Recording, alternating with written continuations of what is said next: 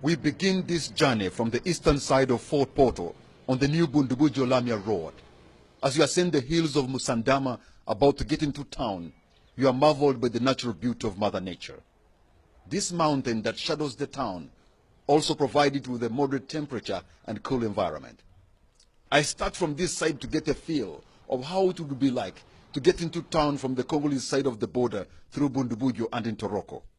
The serenity of these mountains is only interrupted by the sound of the roaring streams down the valley with their cold and crystal clear water on an ending journey that has continued for millions of years. Here, you will see vehicles carrying tourists gliding down in a constant flow day and night as lorries carrying cocoa produce come up from down the Semliki Valley in this meandering road. And it's not just the foreign tourists enjoying this beautiful scenery. Ugandans too are slowly getting into local tourism. As we get closer, you cannot avoid King Oyo's palace.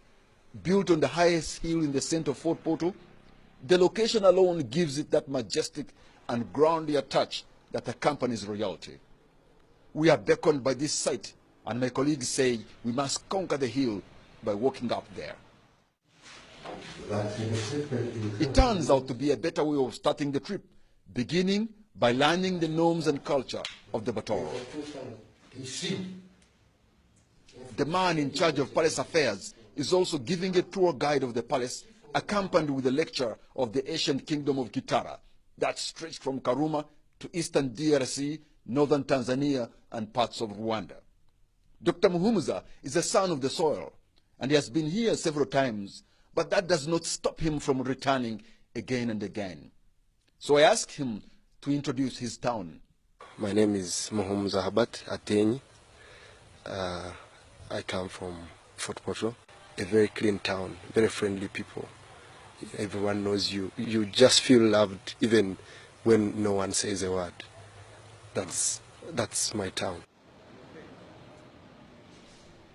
Many have testified about the cleanliness of Fort Portal, and so I attempt to meet the people who make it happen. Asimwe Stephen is one of them. I find him in the trenches bent at work. Despite the lack of protective gear, Stephen and his colleagues who are scattered around are municipal employees who love their job.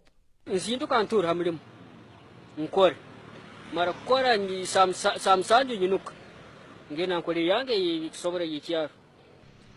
lawn between Balia and Kasese Road is meticulously clean. Even on a Saturday, Stephen and his colleagues have had to come and pick litter. Fort Portal derives its name from Major Sir Gerard Portal, a British military officer whose statue stands overlooking the town with that imperial pose. Some people say that actually Gerard Portal never set foot on this town. There are only two learning institutions in Uganda that claim to be the only schools: Ntare in Imbarara and Nyakasura School here in Fort Portal. There is that spirit that you gain from Nyakasura School. Whenever you are a student of Nyakasura, you always live, wherever you go, you really feel the glory of the school is all around you. And there goes the commander. We later catch up with them at St. Leo's. All the Scripture Union members within Fort Portal schools are here.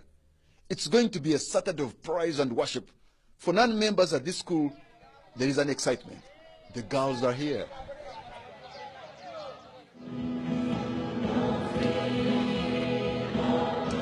We leave the students and return to town as we scatter around the municipality through Vilika Cathedral, built in the 60s to withstand an earthquake of over 8.0 on the Richter scale. It is an architectural marvel.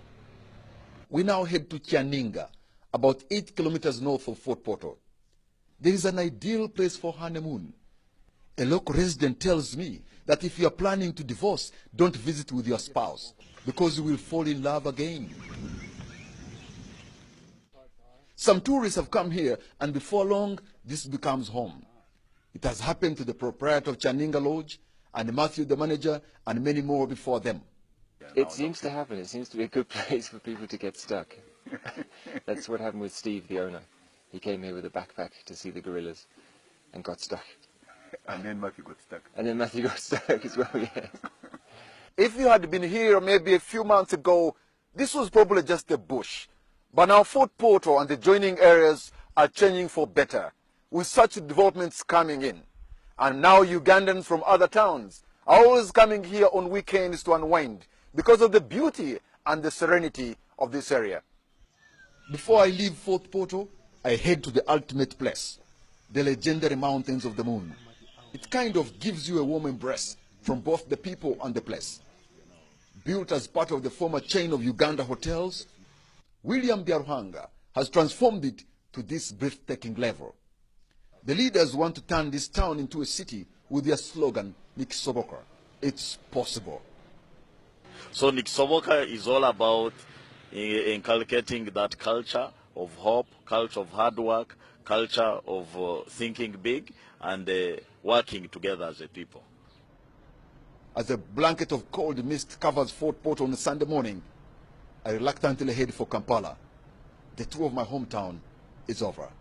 I'm Patrick Kamara.